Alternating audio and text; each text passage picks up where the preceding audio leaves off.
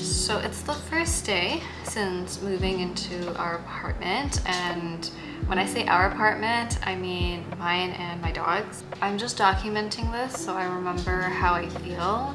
It was honestly a rough first night. I was more anxious for my dog because I've never moved out with him and he's never lived anywhere but my house. I, on the other hand, I've lived in different places. I've had roommates, I've had, no roommates, I've lived alone abroad. So I'm pretty flexible and I kind of know like how to help myself adapt. But for my dog, he's very anxious and he's also very attached to my house and my family members, even though I'm the first person that he looks for. And as long as I'm there, he'll be okay.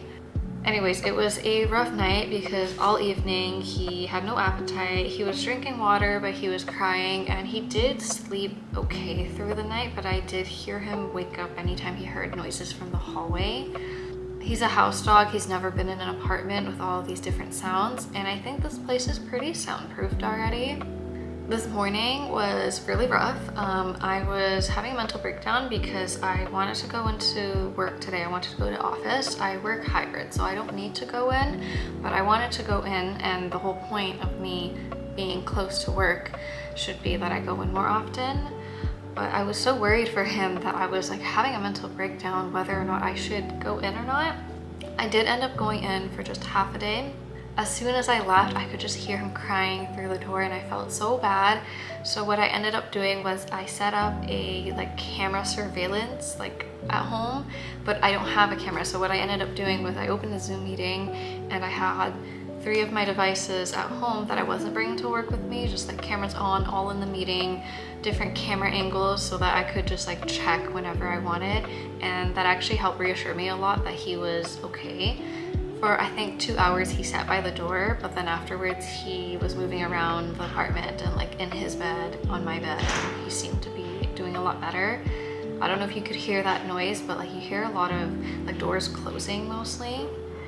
But he seems to have desensitized a little bit because before, yesterday, he was barking every time he heard any noise outside, but right now he's just looking at the door. But yeah, overall I feel pretty good about the move. I don't think I gave that much background info on why I moved.